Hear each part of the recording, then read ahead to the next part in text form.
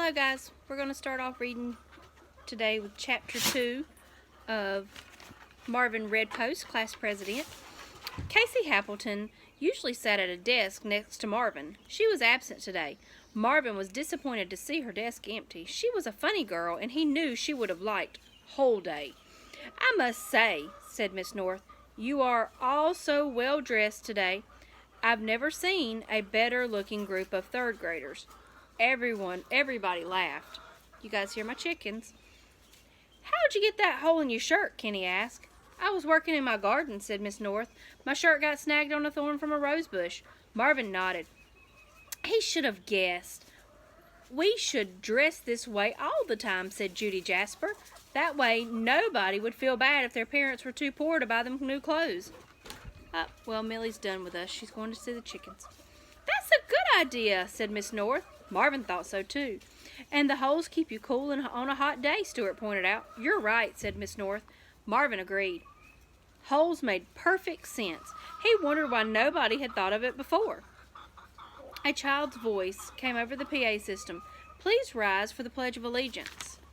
Every day, a different kid got to lead the school pledge. "That's Casey," said Judy Jasper. Marvin recognized Casey's voice as she recited the pledge. She sounded very serious. He put his hand over his heart and he said it along with her. When Casey came back to class, she told Miss North that Mr. McCabe wanted to see her. Mr. McCabe was the principal. "Did he say why?" Miss North asked. Casey shook her head. Casey wore a short that was way too big for her.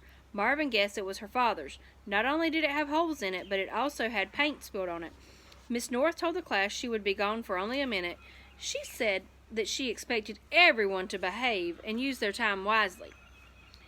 After she left, Nick said, "I bet you Miss North got in trouble for wearing torn clothes." "No, Mr. McCabe is also wearing torn clothes," said Casey. I saw his elbow."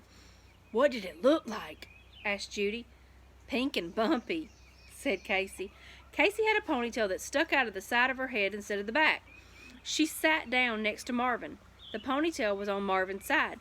Sometimes, when Casey laughed really hard, her ponytail went around in circles.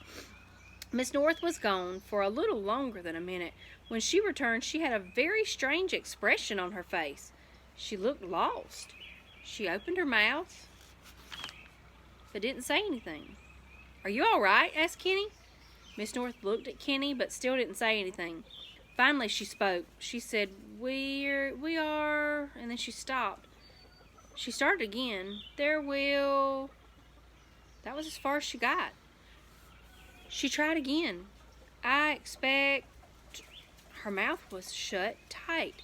She tapped her desk with her fist. At last, she managed to say a complete sentence. "We are going to have a visitor today." Marvin couldn't wait to hear who it was. From the way Miss North was acting, he thought it must be somebody weird. "Who is it?" asked Warren. "Is it somebody I've heard of?" asked Nick. "I hope so, Nick," said Miss North. And she took a deep breath. "The president will be coming here." Everybody gasped. Marvin was a little confused. He wasn't sure which president Miss North meant. Did she mean the president of the United States, or did she mean the president of something else, like the president of a shoe company? Marvin's school was in Maryland. It was less than 20 miles from Washington, D.C. His father worked in Washington, D.C., so it was possible that Miss North meant the president of the United States. But why would the president of the United States come to his school? He raised his hand. Patsy Gadsby raised her hand too. Oh, sorry guys. And there's another chicken. "Yes, Patsy," said Miss North. "The president of what?"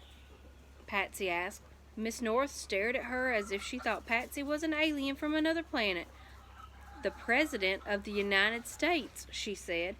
"Duh," said Travis. Patsy blushed. "Sometimes I wonder about you, Patsy," said Miss North. "What'd you think? The president of Mexico?" asked Clarence. So there's a small picture.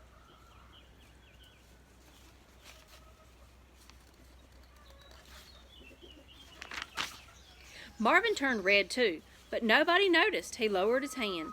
"Yes, Marvin, did you have a question?" He shook his head. No, I was just stretching. Miss North explained that even Mr. McCabe hadn't known the president was coming until 10 minutes ago. It had been kept secret for security reasons. Now I know I don't have to tell you how to behave when the president gets here, she said.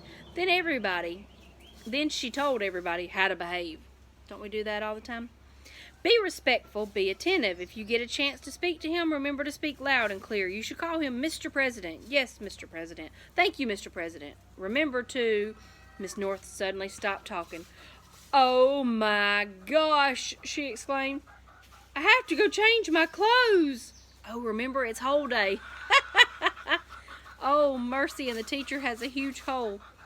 Well, that's it for chapter 2, and we will read chapter 3 in just a little bit. Bye, guys. I miss you.